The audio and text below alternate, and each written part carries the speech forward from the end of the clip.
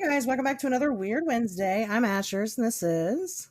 This is the part where I would normally give you my first and last name.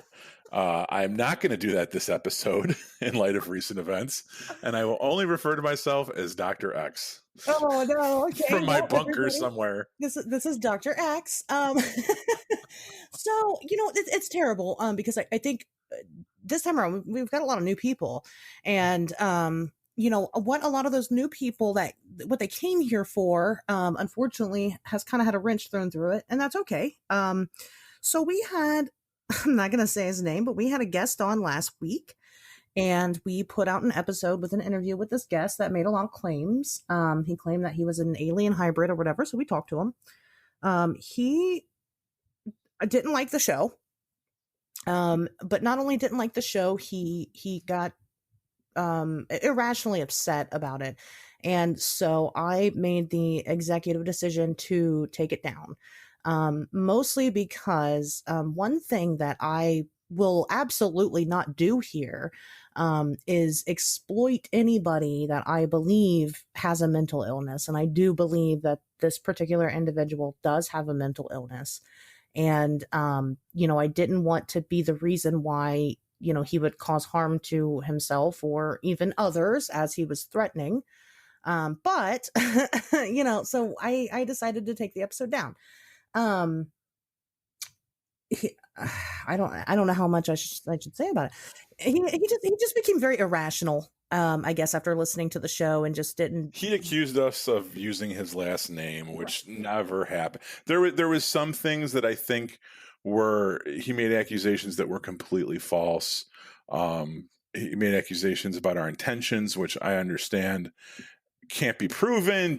Was this whole thing a setup? Were we trying to smear him publicly? Of course, that was never our intention, but he doesn't know that. We kind of vetted this guy a little bit, but at the end of the day, we're all just internet friends here. Like, none of us have been in the same room together. So granted, he didn't know what our intentions were. And there was accusations of us trying to slander him, I guess.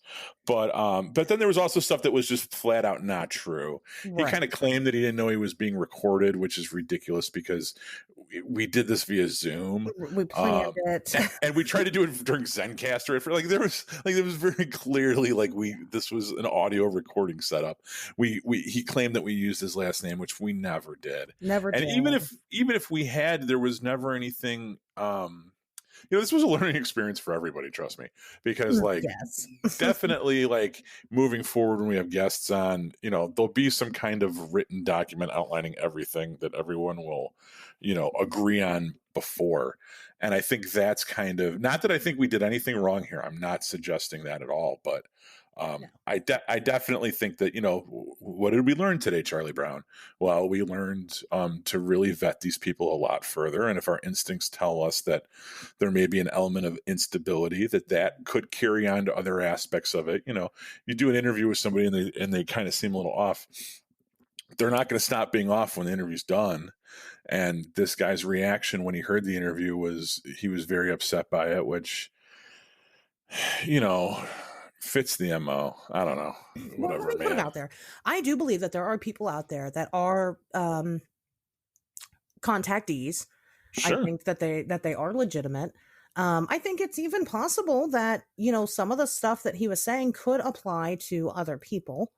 But I just, especially after, the conversation, we had conversations with the guy yesterday, and after that, I don't think that he's one of them. I think that, there is something going on there with him that, and I hope he figures it out.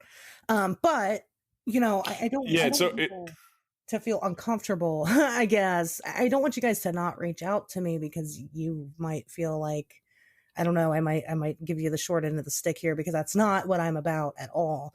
But, this guy, he was very unhinged, and like I said, I wanted to do what was best for him, and I think that for him the best course of action was to get rid of the episode entirely and cut ties with him, because I'm not going to feed into that delusion. Yeah. If that's what it is. Well, you know. Oh, go on. I'm sorry. Well, I mean, that's it basically. I mean, I just think that, and so I don't want, but what I didn't want to do here, and the reason why I felt like I needed addressed is because I don't want you guys to think, I don't want you guys to see that the episode's gone and think that there was something to it, that maybe the government came and took it down, because No, it was that's, us. you know what, because Right. that shit happens. But I wanted to clarify that now, that it was me that took it down, not anybody else. So Right. that was kind of the biggest thing that I wanted, because again, I'm not going to feed into it anymore. That was all. So, Right. that's I, basically all I had to say about I will say this. It's always the people that claim to have superpowers that are always the most caught off guard with shit, right? Like, like, it. Yeah. Thank didn't you. see this one coming with all your fucking foresight and Sasquatch DNA. You got caught completely off guard by shit that we talked about well in advance.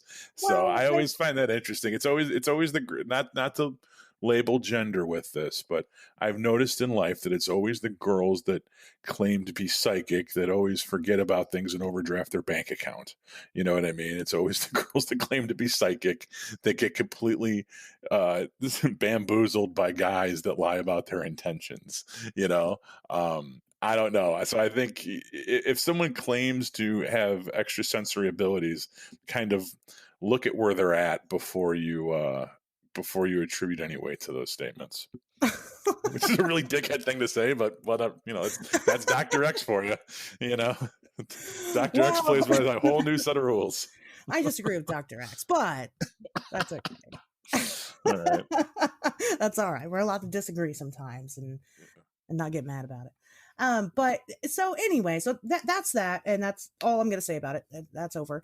I was thinking about other things in my life recently, and I had a fun story pop up into my memory, and it's pretty quick. And then we'll get on to the meat of the episode. But Sure. so I've got this friend, okay, and we're not really friends anymore, but anyway, she had this crazy incident happen to her back in, like, I don't know, it was probably like 2012.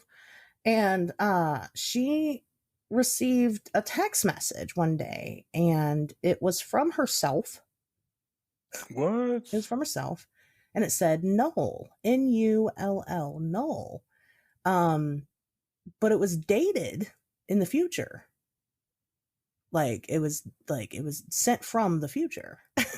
Okay. And I'm probably jumping the gun a little bit, because I probably should have contacted her and asked about what the date is, because she's, really kind of become very obsessed with the fact that happened to her. Because, she wants to know what that means. But she received a text message from herself from the future. Now I went and, I remember when it first happened, because I've been into this weird shit for a long time. And so when it first happened, I'm digging through the entire internet. I'm like, was there a glitch that happened with this particular phone company? What was it? And I knew the date then. And so I was like looking up like Null and then that date. And then I was looking up like Null and then that phone company. Other people have also received text messages from themselves from the future, but not the same date. So it doesn't appear to be some type of glitch. So that might be something cool for you guys to look into if you're interested. But I thought about this the other day. Another thing that happened with this particular person is that we were at a gas station one night, and we're just getting beers and things. We're doing, cool people stuff, and we're cool, so we're drinking. And so we both get in the car. She drove, and we both get in the car, and her windows. She had like a really janky car, so her windows were already down. So she grabs the top of the door to close it. And she grabs between like where the window and the top of the door is completely, which is a stupid move, because she goes to shut the door and the door completely closes on her hand. Okay. Completely. And it's closed. And she looks at me and then looks over at the door, opens it, just casually opens it and pulls her hand back in, and she just starts laughing. and then I'm like, what just happened? And she's like, and she had to open the door. She had to pull the doorknob to open the door. It was completely closed on her hand, and her hand was fine. It was fucking wild. Now there is a theory in physics that if you take an object, any object, like you could take a pencil and you could slam it against the table in the same exact spot so many times, there is a chance that at some point that pencil will go through that table. It's I don't remember exactly what it is, but it's some type of mathematical, one in a billion shot that it'll happen, but it's possible that it'll happen. And I think that we saw that happen. It was crazy. So she's had a lot of weird stuff happen around her life. I don't know. Maybe I should connect with her again. We'll get her on the show. But I don't know. I thought about that randomly, and I thought that I would share some little slices of life for you guys. So Dr. X really enjoyed that anecdote about the fingers in the car door. it was That's cool. very, very interesting. It was very, I mean, it's just one of those things that, you know what, you'd never believe it unless you were there and you saw it. Right. But no, she was fine. She continued to drive, use her hand. We got back to the house. Her husband was there. We talked about it. She was okay. It's crazy. So You, I don't know. I'm not sure you what know, happened. going back to the cell phone for a second, Yeah, the text it's, message from the future. it's actually kind of interesting, going back to what we were talking about, during the magic show, the magic episode. I guess the magic show sounds like we did some shit with like Sounds balls and cooler than what cups it is. and like dominoes and cards. No, but it's interesting when you think about how much time and attention and importance that we give our cell phones. Yeah. It's interesting to think that there's not more janky shit that happens with them. You know what I mean? Like, think about how like important it is to you. Like, think about how it's like a totem. It's like this thing that you don't let out of your sight, that like you spend hours staring at a day, that has so many emotions are funneled through it when you text, and it makes you feel super happy, and the dopamine rush you get with notifications and shit. It's interesting that there isn't more of a you don't see more stuff like that happen, I guess. You know what I mean? Because you Well, think that that's it true. would. Yeah, that's true. You think you would. Well, I mean, sometimes there are things. I was recently having a conversation with someone, and while we were on the phone talking together, um, I was telling her about something about the documentary. I don't remember exactly what it was, but it was some spoopy stuff, and right at that moment, the phone starts making weird noises, and that doesn't really happen with cell phones nowadays. I mean, you can get like some like breaking up and things, but it's like back when you had landlines, you would hear all kinds of weird clicks and fucking whoosh sounds. Mm, Sometimes you'd hear your neighbor's phone calls. That was normal, sure. and this is not typically what happens nowadays. So, and so we were hearing like weird stuff. So we stopped talking about it, started talking about something else. Later on in the conversation, we start talking about it again. Same thing happens again. We hear these weird kind of noises, kind of whoosh, whispery, kind of weird noises. And so, I mean, it does happen. I think, but I don't think it happens as much as, like you said, it's surprising it doesn't happen more. And again, obviously, there are people that get text messages from themselves from the future. So, Right. Yeah. Yeah. you I mean, know, well, that's the thing too, is that they aren't more of a conduit for shenanigans or whatever.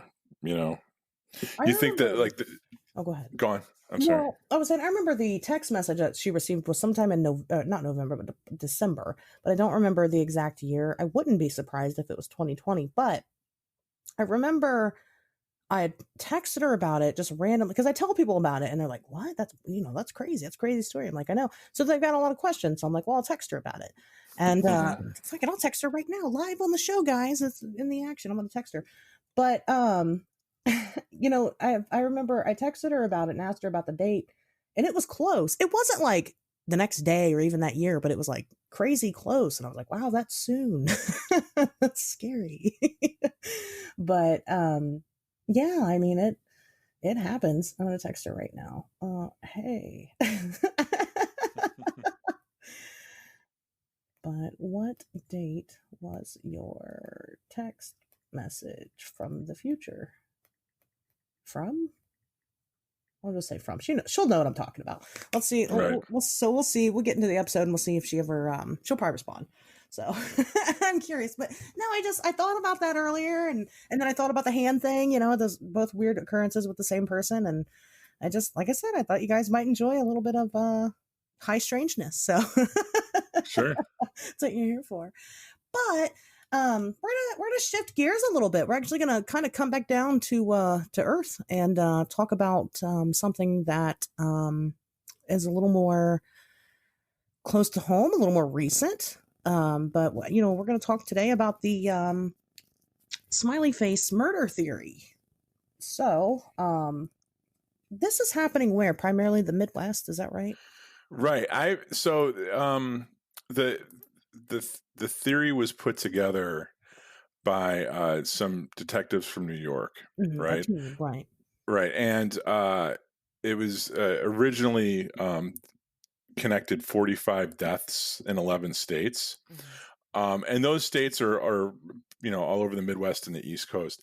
However, and I was trying to I was doing a lot of last minute fact checking and stuff for Yeah, the me too. show, and I remember hearing somewhere, and I didn't want to do this with the show where it's like, I thought I read somewhere that this, like, I wanted to actually have like quotes and shit, but you know, uh, for a while, it was one of the prevailing theories was that these were truck drivers because a lot of the murders took place along the I-94 corridor, Okay. and I-94 runs from Montana through Detroit. Well, okay, so hold on a second. Hold on a second. Hold on. Yeah. We got to tell people what we're talking about in case they Okay. don't know. Sorry. No, that's okay. People might not know. So what happened was starting back in the 90s? Is it Yeah. further back than that?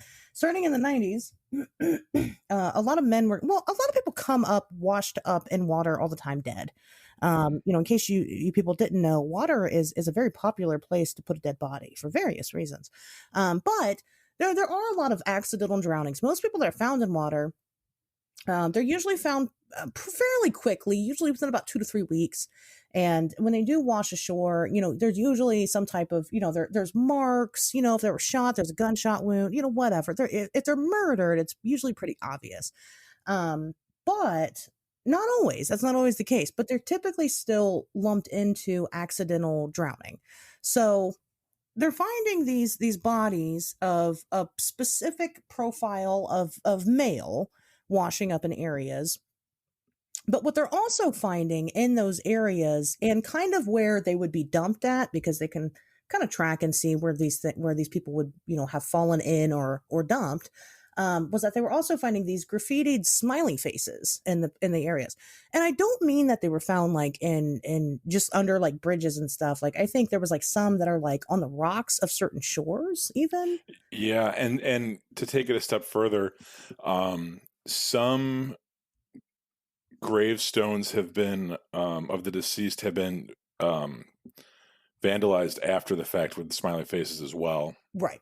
Right. So, so there is reason to believe that some of these people that have been found are part of something bigger.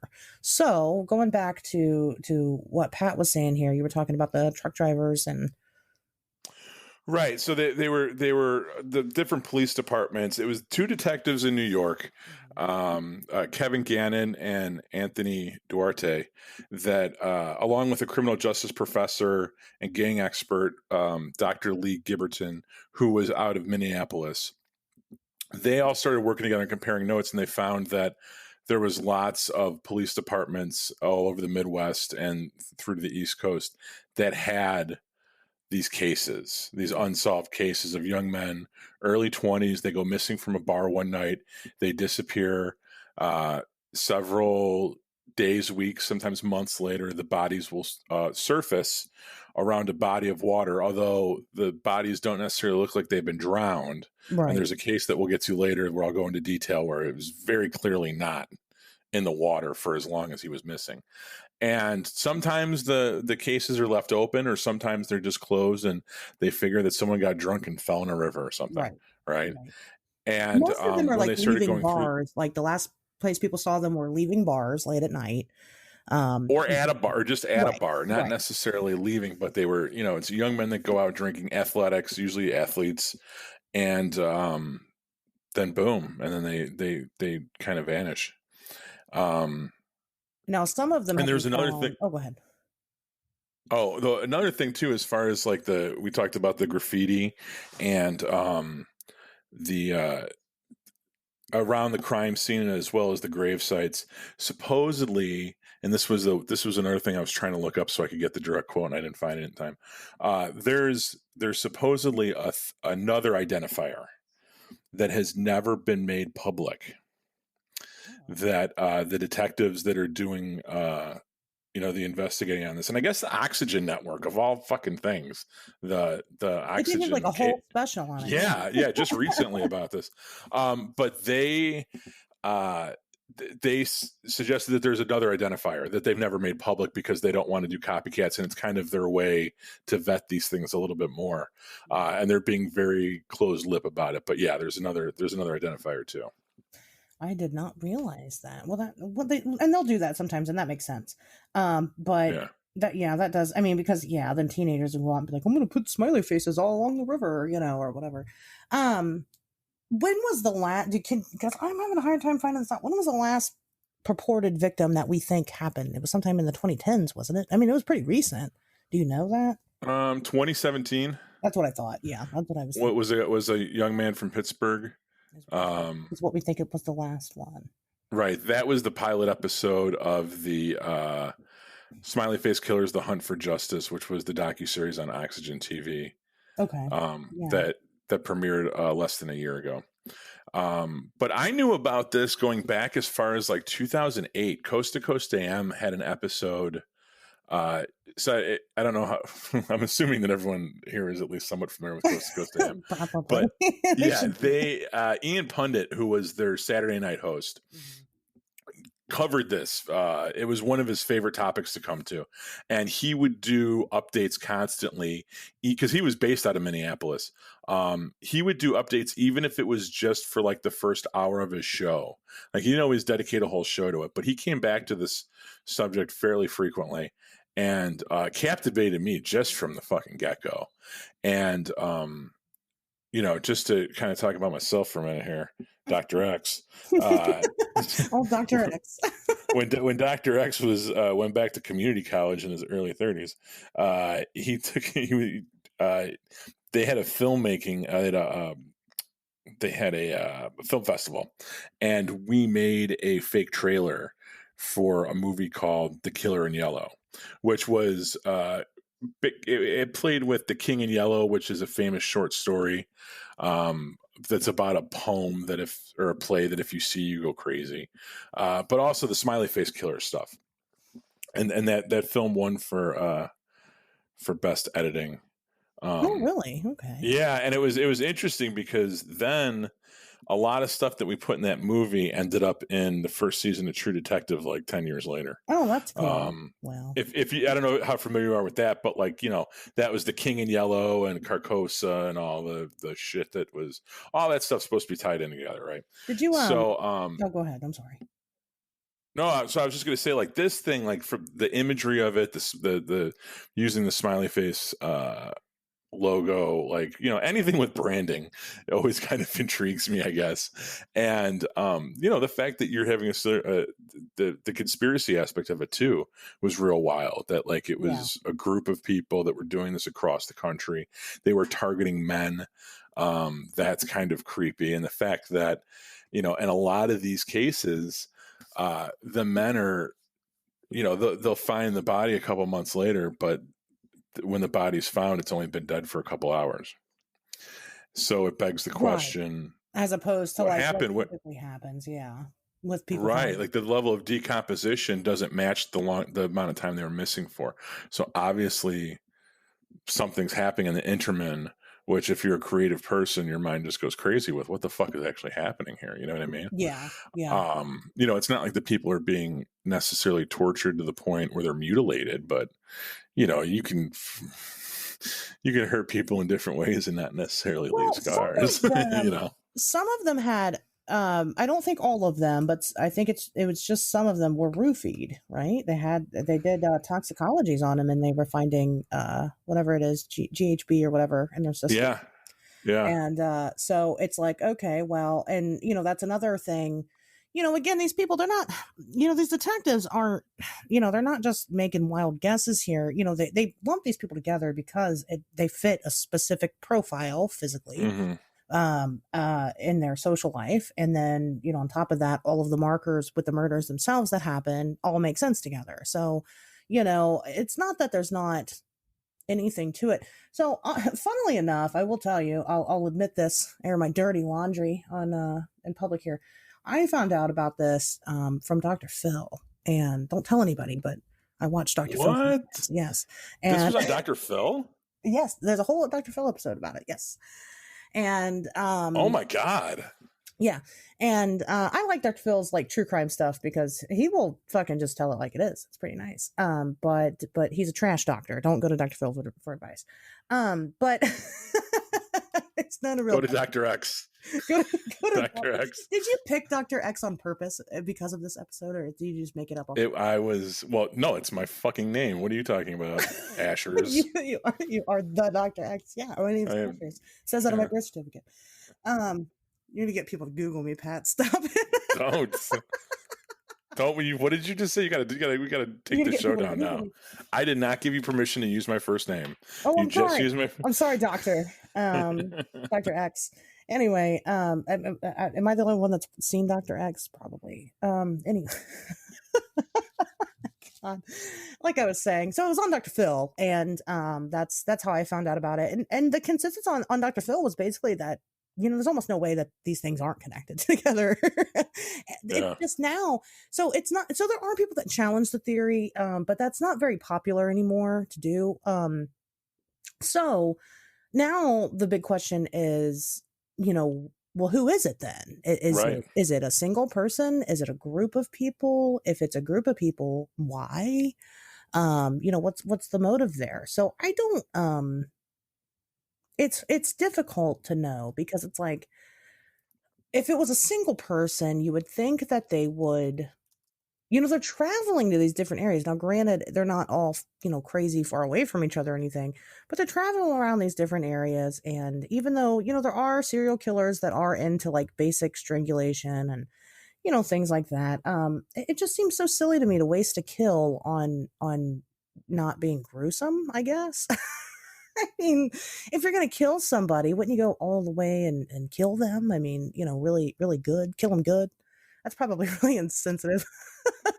Well, no, I mean, I think if you watch like any amount of, true crime stuff from Manhunter, or, I've started watching Hannibal. I don't know if you ever watched that, the show that was on NBC.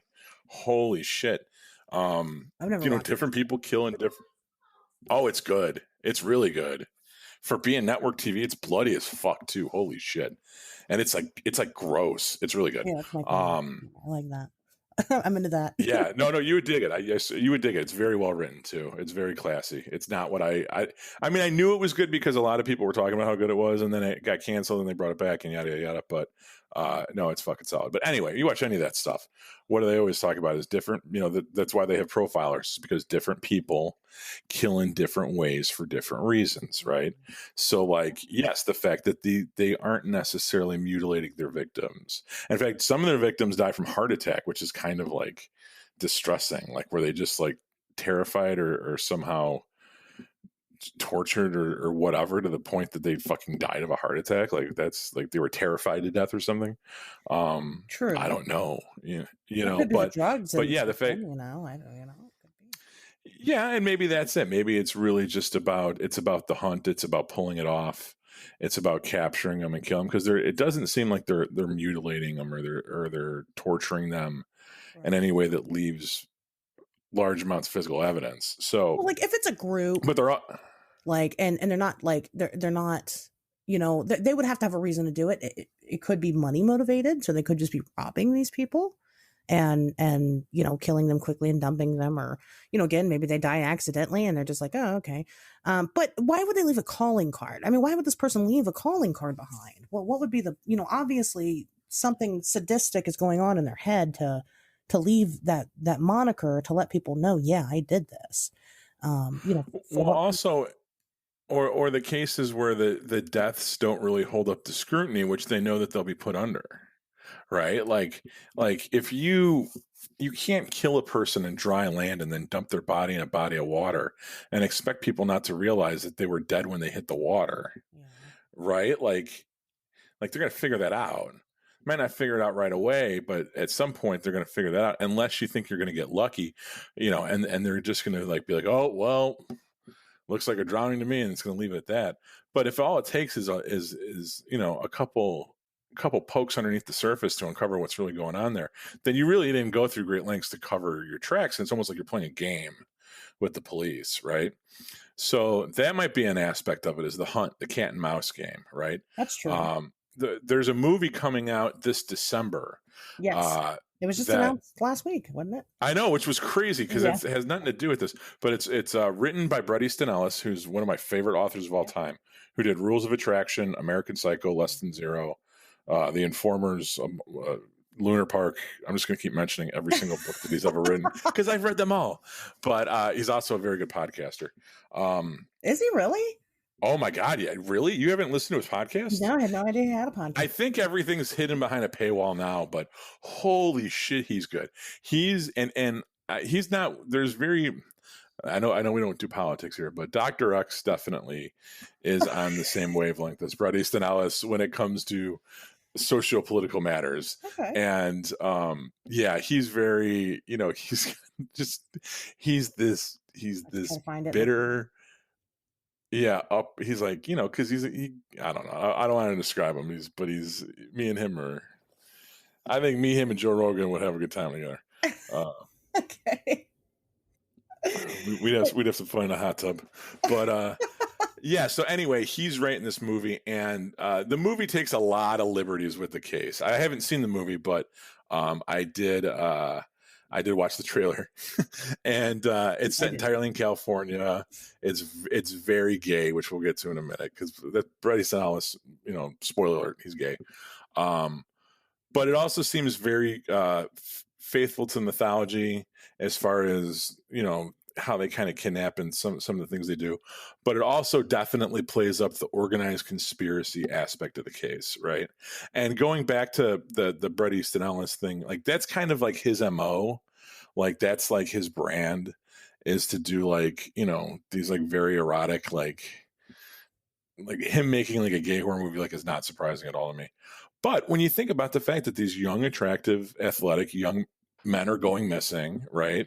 And they're being held captive for an indeterminate amount of time and then killed and dumped, like what doesn't seem kind of like, aren't you going to at least fucking think maybe something hinky's going on with their butts? Like, I don't know. Like, maybe that's me projecting, but that's. I mean, no, it definitely would make sense. But I guess, but maybe not, because male rape can happen in so many different ways. I mean, just to put it out there, that it doesn't necessarily have to be penetration on their body for that to happen.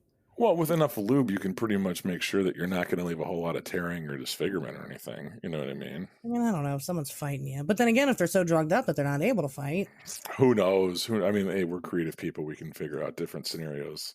Oh, that could be a whole second part. We'll save that for the Patreon, if you want, where we theorize the different ways. Dr. X will just. I'd be down for that. Dr. X as an anal slut, that's I can tell you. So with enough prep work and go-go juice, you can make anything happen. So yeah, that's what I mean. So the fact that he took that angle with the movie doesn't necessarily surprise me, because I think anybody that spends enough time reading about the case, that's kind of a thought that it might not be the conclusion that you come to, but at least it's a thought that's going to pop into your head at some point. Has there not been any proof of sexual assault? Or maybe that's the secret tell that they're not talking about? See, that's what I was looking up, and unfortunately, when I tried to Google some key phrases, a whole bunch of other stuff came up, and I kind of got sidetracked.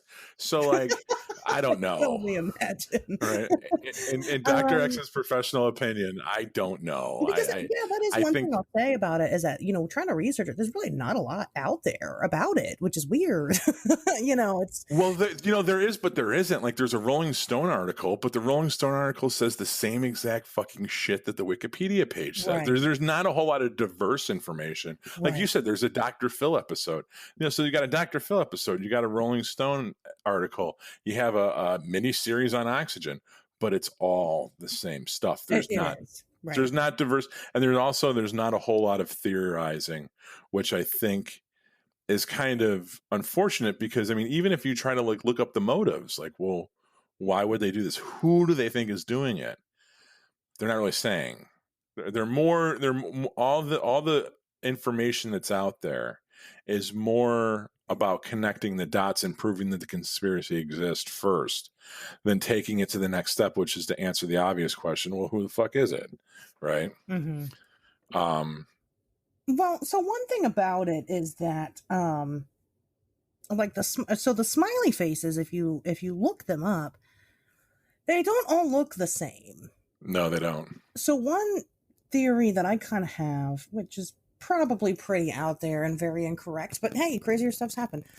What if they, what if they did maybe the first couple of smiley face killings and put them together and they really weren't connected, and then word got out kind of on the streets about it, and they started having copycat killers that aren't connected to each other, and they have just created it's now a group of people, but it's been entirely created by this investigation team.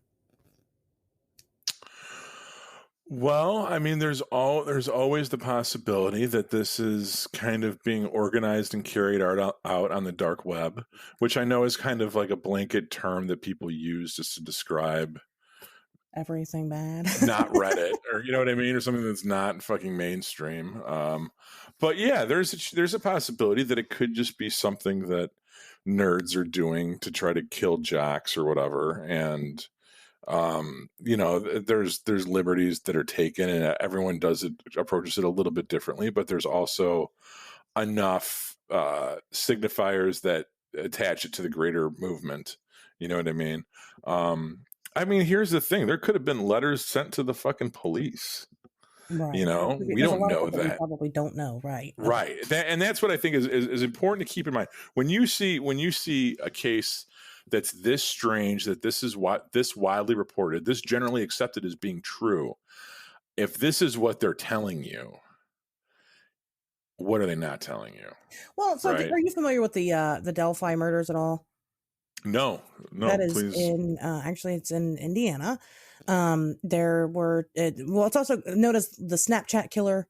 There were two girls, I think they were like 12 years old or something like that. They were walking around a state park, and while they're doing it, they're on their phones and they're Snapchatting and stuff. And then they never showed back up. They go on a search party, where they were at, and they found them dead in the woods. And there's a picture going around of the guy of one of the girl's most recent snaps. She happened to catch an image of him, and they can't find the guy. They can't find him. So another thing that they ended up releasing. So first they released a sketch, and then they released the picture, which is not great. He's looking down. He's walking towards them, and they believe that that's when he attacked them.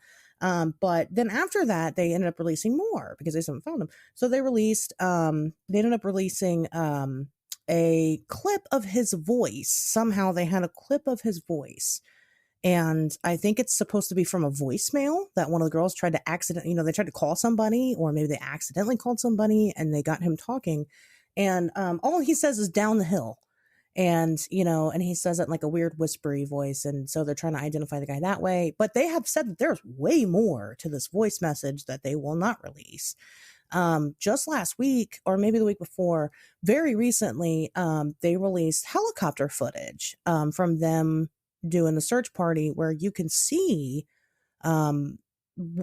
people believe you can see, they haven't admitted to it, you can see the body of one of the girls. Next to her is a giant teddy bear, which is even weirder. So there's a lot of stuff out there, and then they keep, like I said, slowly releasing things about the case, which it's still unsolved, but it is very important that we figure it out.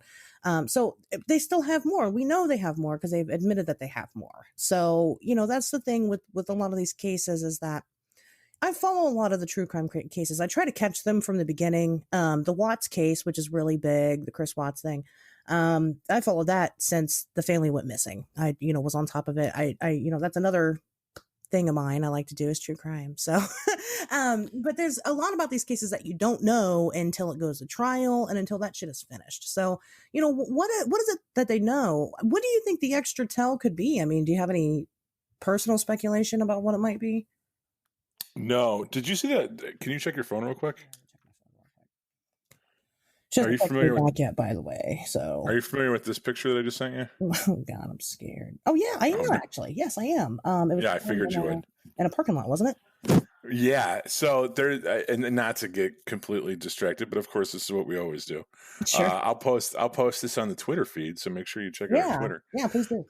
But it was a photo that appeared in a parking lot in 1988 of two kidnap victims, and they identified the girl, but never the boy, which is even fucking scarier. Yeah. But There's but thoughts about who it could be, but they don't know for sure. yeah, I mean, so just like this shit happens, man, and they'll find random evidence, and they try to connect things, but um, they know they found out who the girl was, but they never found her. And anyway, um, as far as the markers, I want to find that I want to find that article that I read that mentioned it.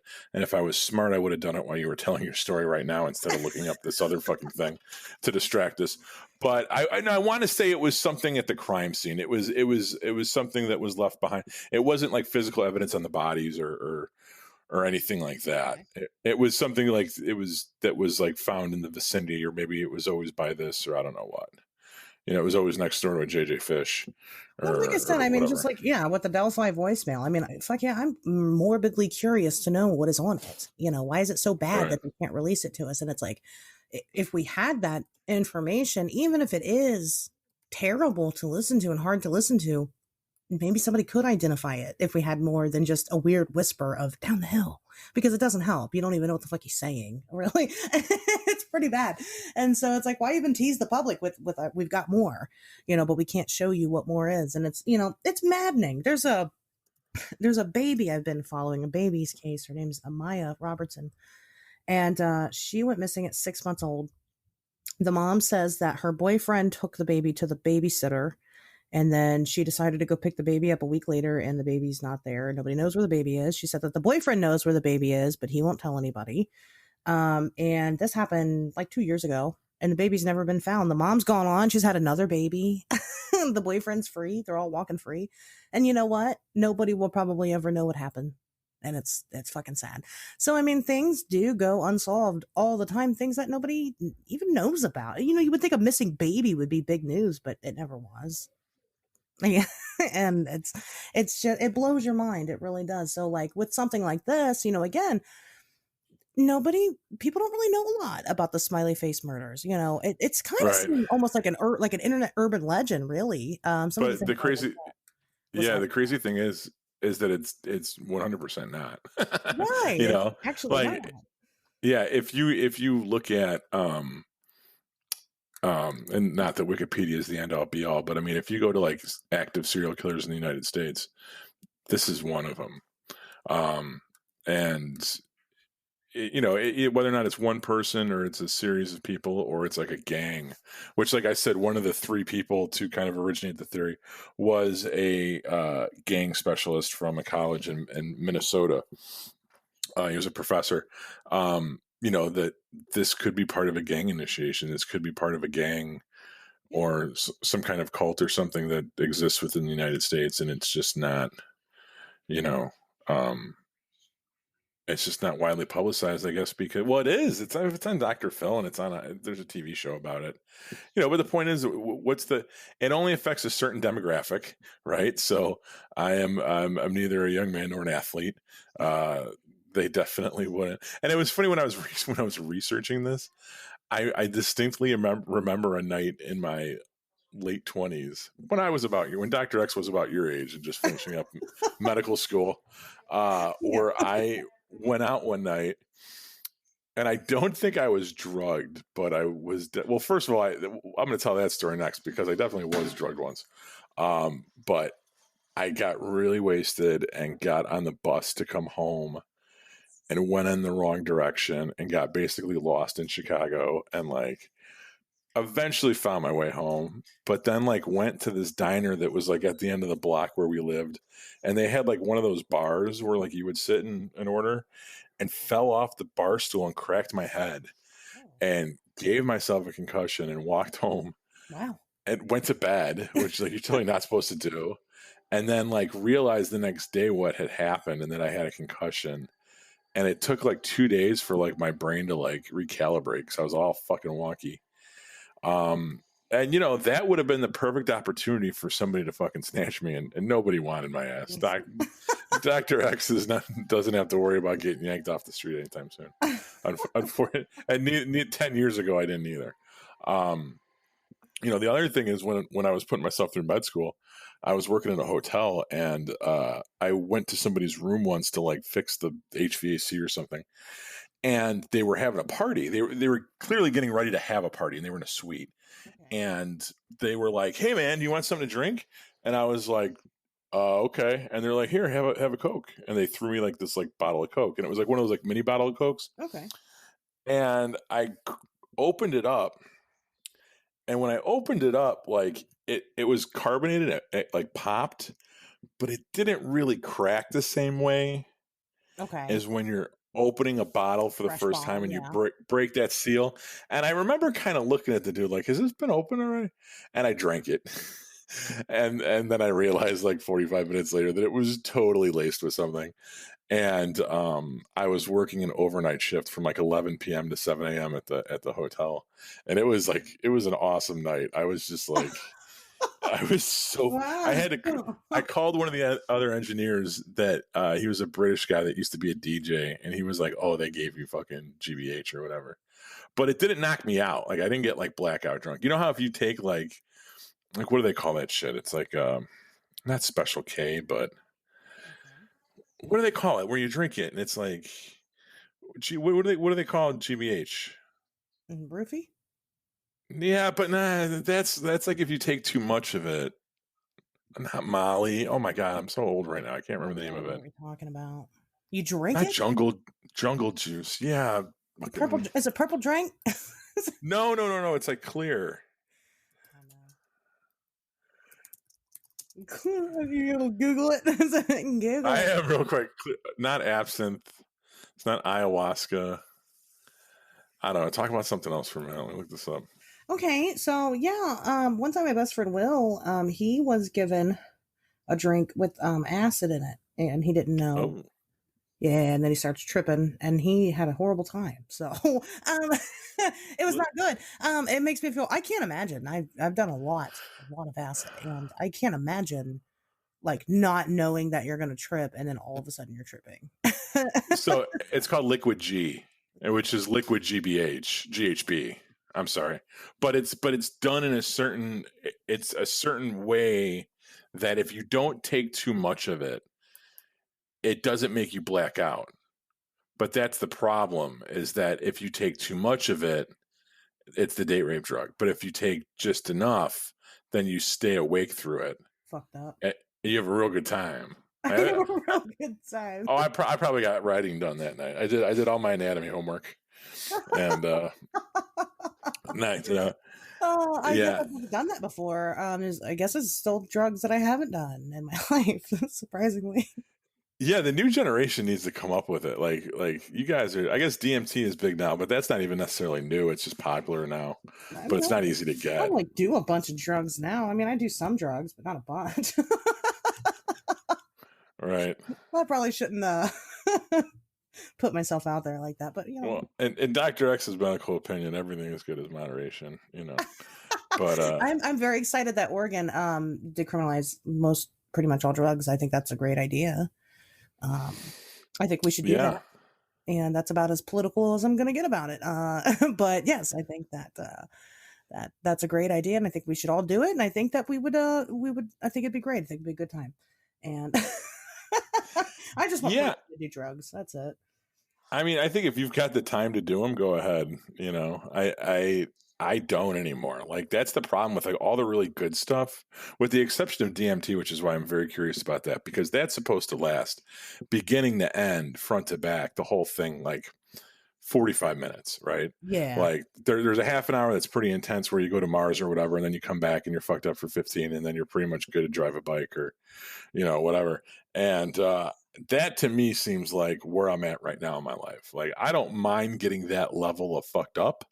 I just can't afford to do it for 16 hours on a Saturday, right? Because like I have shit I have to do. Right. I got to So be responsible. You got to take time off. You got to have a weekend away to yeah, go yeah. drug But dealing. then think about, but see, that's, hey, man, I've been wrestling this. A lot of my patients wrestle with this. Like, how do you? Is that really what you want to do? Like, you really want to like go into a new environment, like a self isolated, fucking like hotel room or something for 2 days, and then take mushrooms? Like, is that going to give you the experience you want? Or no? Wouldn't you rather be in your own home or be able to like kind of go for a walk or like hang out? But like, you can't if like family members around and shit, right? So Right. it's like, You don't want your kids to see you tripping on mushrooms. well, I don't know. They've seen me, heard me say stupid shit before. I think they just kind of shrug their shoulders and walk away. They're But like, oh, like, dad's just doing shrooms again. no, I don't think they would know. They'd probably figure I took something. But I don't know if I'd want to. Like, it's not about them being around me. It's about me being around them. It's like, No, I don't like, I will never be around my kid inebriated ever. Not drunk, anything. I won't smoke pot around her. I don't like to do that. yeah, I don't have your level of commitment, and I applaud you for that. But I definitely think that that's a good path to try to follow, at least. Oh, thank you. No, And follow it as I much won't as take you any credit can. for it. It's just that I've got really shitty luck, so it's my luck. Like I'll sit down and I'll have a beer or two, and I'll be like slightly buzzed, and then she'll cut her finger off, and I have to drive her to the hospital, and I'm just not. I don't want to show Right. up like it's a fear of mine. I don't want to show up at the hospital fucked up and that being that parent, you know. So it's Oh, I agree. No, I when I was like alone with them when I had joint custody of both of them, yeah, I would never do that. But they were very little too at the same time. yeah, It was like, right. Age who is wants to get different. drunk and hang out with an 18-month-old? Like, they're not fun, No, I you can't know. wait till she's a teenager. I'll be like, you need to go away for a while. That sounds like the worst parent ever. I should stop. No, I can't wait till they can drive so I could be like, yo, go get Taco Bell. Like, See, so Pat and I have talked about, we've discussed doing a drug episode and we've discussed doing a parenting a parenting episode. episode, and And we I think folded them that both. we Wait, just who? proved that we could do You and them. who? You and who discussed this? What's that? You and who discussed this? Me and you? Oh, I'm sorry. Me and Dr. X, since I guess Pat O'Sullivan is dead. Rest in peace. Um, He's in a secret government bunker somewhere. oh, He's been he's on dispatched to Mars the in the moon underground tunnels. working on the HVAC. Yeah, they called me up there to install a new chiller, and I'm working it online. But anyway, the point of all of this was was that there's a lot of things that are very unsolved in the world, and there are sometimes we might never know, like Jack the Ripper. We'll never really know who it was. We never will. But there's theories. We Mhm. think we think we have a good idea of who it is, but we won't, because whoever it was is dead now, and we can't. I mean, no, you can't be like, oh, I was Jack the Ripper because he's dead. The Zodiac killer. We'll never know who that is. Yeah, that's the shame, is that some of this stuff actually, you don't always get the answers at the end. As the world's a messy place in that Well, respect. and it sucks because you will, like, I know you'll get invested in these people and their families and their lives and, or the lack thereof. And then you never know what happened. I'm a part of a big missing persons group on Facebook, and, they're not always found, and it's frustrating because you will find out a lot of things. Well, just recently in Cleveland there was this 4-year-old that went missing, and it was like he was missing for like over like a weekend, and they couldn't find him anywhere. And the mom said that she believes he might have fallen out of the window, the third story window, but they couldn't find him.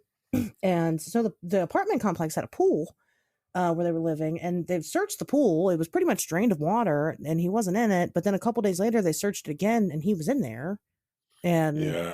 nobody really I, knows what happened still. there was a case right by me. I mean, like, dangerously fucking close to my house, where a mother and daughter were like walking and to the forest preserves. Lots of forest preserves around here. I talk about it all the time.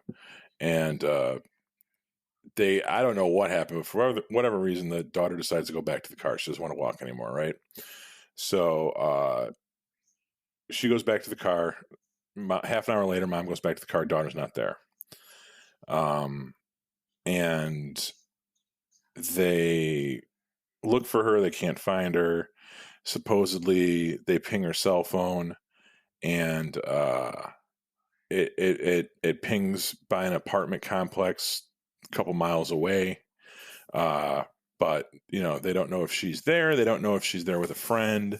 She's not answering her cell phone, or she didn't have it, or I don't know, whatever. It was off. And then a couple days later, they find her body like just not in good condition. Very, fucked up. Sure. Right in that area. You know what I mean? So it was like she was abducted, she was taken somewhere, and then she was dropped off. And that was very close to us. It was like very, very close to us. And that's scary. Yeah. Yeah, and it was because it was clear, and it happened like 5:00 on a Saturday. You know what I mean? And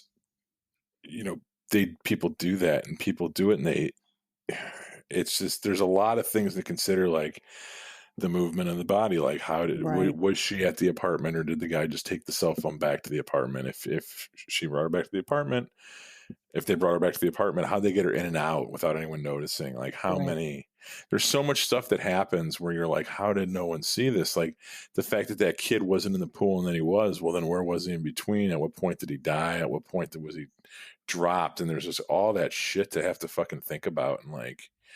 And it's scary. And it makes you realize, like, it's dark out there, man. It is, it definitely, and like I said, unfortunately, there comes a time where you just kind of have to accept, on a case that you might not have. Now, cold cases do get solved. It's possible, but there's a lot that don't. And the thing that's different, the thing that separates this theory here about the smiley face, murders, is that again, it's kind of become more of an urban legend type of thing, because you're not talking about, like in that case, like you said, talking about the girl, she was probably killed by one person. This could be a group of people, and so with that in mind, it becomes a whole other level of mysterious, and it's like, should we be worried? Are we in danger of these people being out there? And, is there a crazed group of people killing mid-20s, college guys? Is that still happening? Is that still what's going on? Do we have to look for these things in the future? And how can we prevent it from happening? How can we figure out who it is with such little evidence? And, it's just, it is, so it kind of adds a whole nother level of mystery, I think, and I think that's what really makes it interesting, and again sets it aside from the same old things that we've always heard about, Zodiac and Jack the Ripper, and things like that. So I don't know. I don't know what I believe. I don't know. I don't really have an opinion, I guess. I feel like I don't have enough information. Right, and I think that because there's no, there's nothing to attribute it. It doesn't help that you could very easily explain a lot of it by just like drunk people falling into fucking rivers and shit, right? So that doesn't make this stuff any easier to process. Is that there is an element of like, or it's just all random and terrible things happen to people when they drink, and we're trying to find explanations. Whereas like the person in the forest preserve by me was clearly homicide, right? These aren't necessarily all clearly homicides. There's suspicious deaths, and there's definitely a lot of connecting points, but they're not necessarily all homicides. Well, right. And truth be told, if you looked at the 45, 40. Yeah, I mean, statistically speaking, if you were to, somehow be able to wave a magic wand and get the truth about what happened in all 45 of those cases, some of them probably would end up being accidental deaths, and some of them wouldn't. But there's probably even a percentage of those 45 that are truly just freak occurrences, Well, and we'll never know the difference. One of the weirdest parts, in it, because some of it is like, you're like, oh, okay, that could just be accidental drunk guys drowning or whatever. But then you have like the Chris Jenkins, who he was kicked out of the bar by a police officer because he was, he was belligerent, or he was just drunk. And then whatever his body was found, after his body was found, they destroyed a lot of the evidence that happened, that they had. So they're not able to like test anything, or they did, and then they destroyed it all. But the evidence has come up missing since then, and so it's like, we don't know if he was connected. Some people think that that cop might have been kind of a kind of an in to the fact that it could be police officers doing this. That's kind of another theory, that it could be the police working together to do it. And that's why some of the cops so vehemently deny this theory, because there are a lot of people that are just like, absolutely not. There's no evidence that these are connected. And it's like, well, if they're the ones doing it, then yeah, of course they'd say that. And then there's two cops that kind of brought light to the whole thing too. Right. There are two cops that brought light to it. And so maybe they kind of know something, else, which obviously they do, It's just, there's so many scenarios in this case. It doesn't help that they're withholding information, but maybe it does help prevent more killings from happening. It sucks, again, it does suck to have that mystery. But then again, like I said, this is so recent, with the most recent murder being 2017, it's possible that we will continue to see this happen. It's possible that whoever's doing this is still out there, and they're just, kind of having their little honeymoon period where they're not killing anybody. That happens.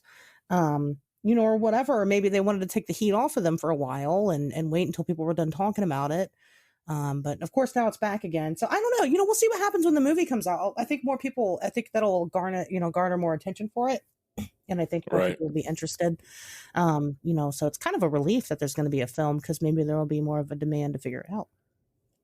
Or at least a demand to listen to the podcast. And exactly. We were smart to do this now. Yeah. And have the content out there and ready to go. I'm going to watch the movie. I think it looks good. You guys should watch the trailer for it. It just came out last week. But I'm going to watch it. I think it looks like an interesting, and I'm a big Bret Easton Ellis fan. So. Yeah. I would just now talking about it, I was like, I wonder if I should use any of my film Twitter connections to try to see it, an advanced copy or something, or whatever. Yeah. Fuck film Twitter. You guys are fucking nerds. Pat. I'll just Dr. X. I'll just pay $4.99 and watch that video on demand and not have to ask someone to fucking do me a favor. I mean, it just comes out next month, so it's not that long. December next month. It's crazy. I'll give Bret Easton Ellis my $5. Yeah, he deserves it. Yeah. If anybody does, it's him. But I don't know. What do you think, Pat? Do you think that what is your theory on it all? Your personal opinion.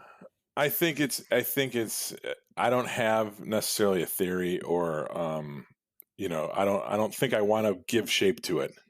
I think the reason that I like this topic, and the kind of reason I wanted to do this episode, was because it's imagination fodder. It's one of those things where you hear it and you think about it and your mind goes in all kinds of different places. Yeah. And because there's like, if this was a math problem, you could not solve it.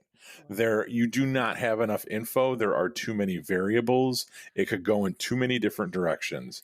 And while that's frustrating for an investigator that hopes to come to a definitive conclusion, for somebody like me that just likes to kind of soak this stuff up, I find it really enjoyable. I mean, granted, there's people dead here, and that's kind of a bummer. But I find the topic and the theory is enjoyable. So I don't know. I mean, I guess off the top of my head, I probably would lean towards there being either one. There's probably going to be multiple cells operating independently, and I wouldn't be surprised if it was some kind of thing that's organized on the deep web or some other outlet that we're not privy to. And it's done as either an initiation or it's done just for fun. It's man is the most dangerous game. So it might be that. It might be there might be ritualistic aspects to it because it is a young man struck down in his prime. although they do have to get him drunk first.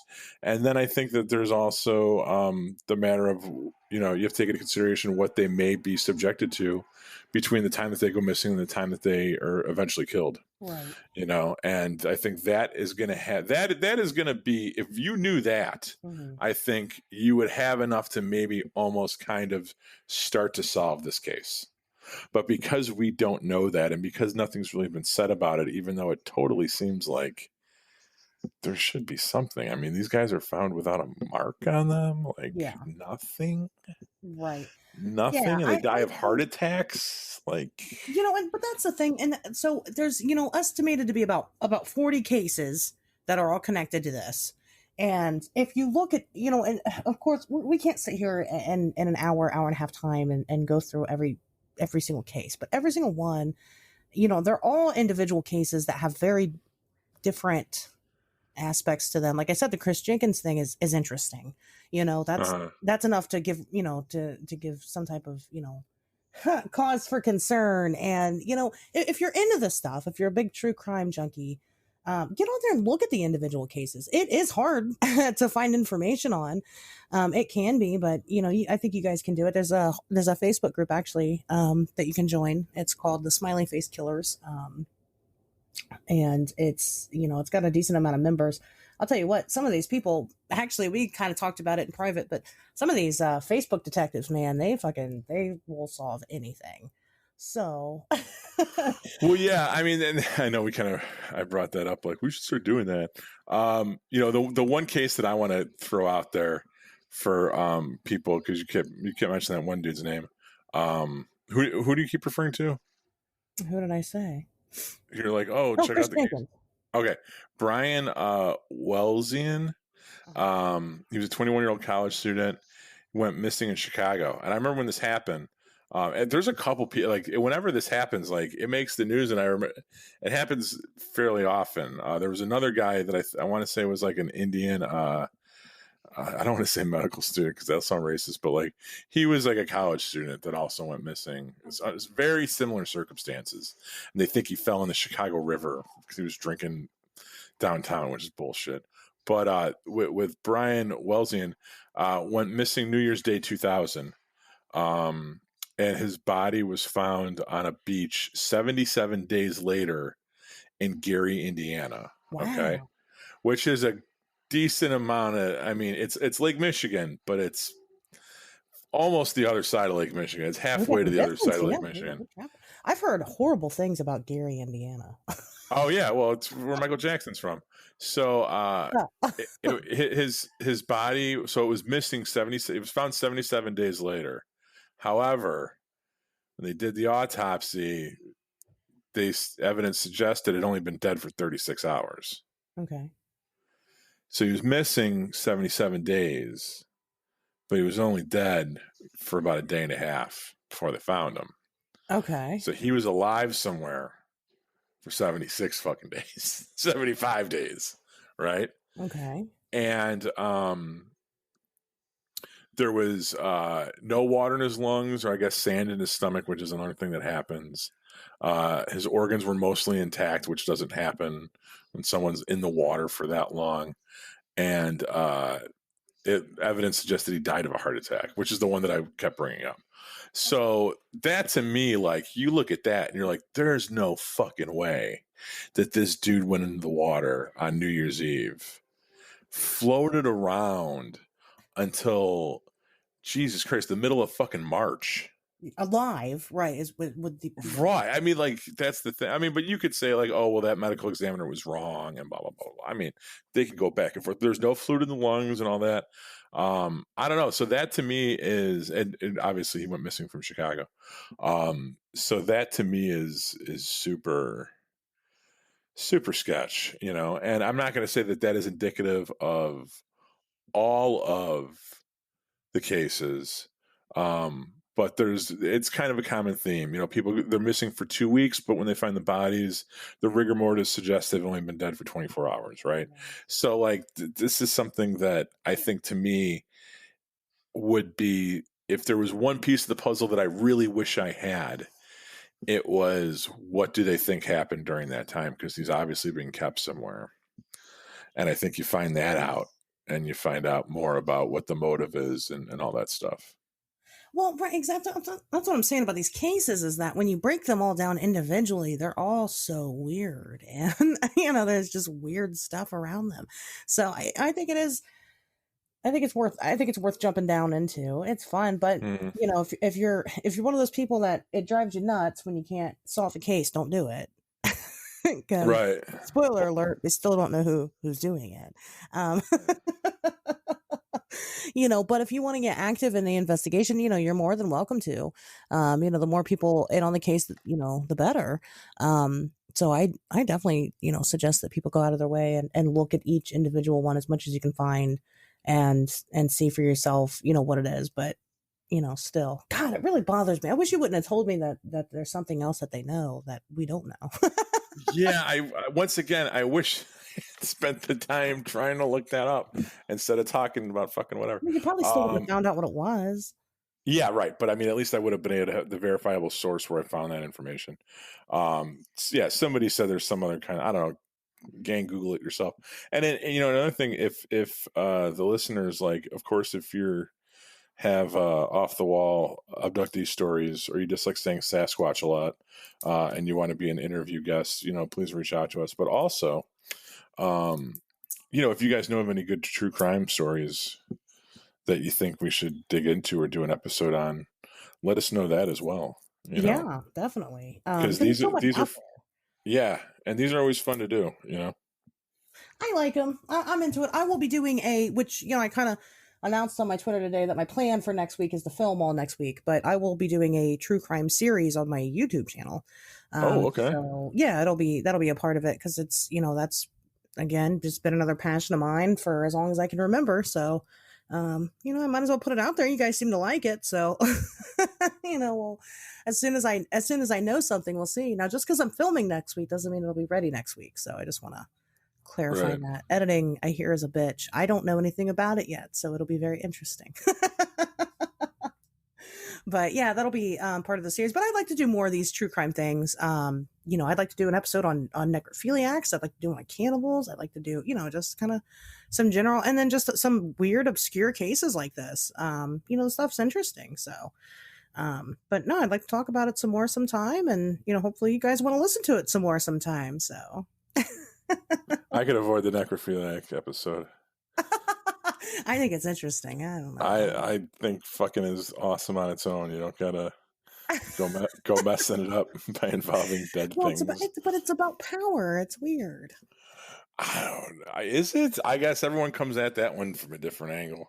You know, maybe it's about power. Maybe it's about temperature or something. Or I don't know. Oh, stop. Doctor X never had that experience in the morgue. Sure. Well, anyway, you have anything else to add this week? No, I don't. I'm good. All right, guys. Well, we will see you next Wednesday.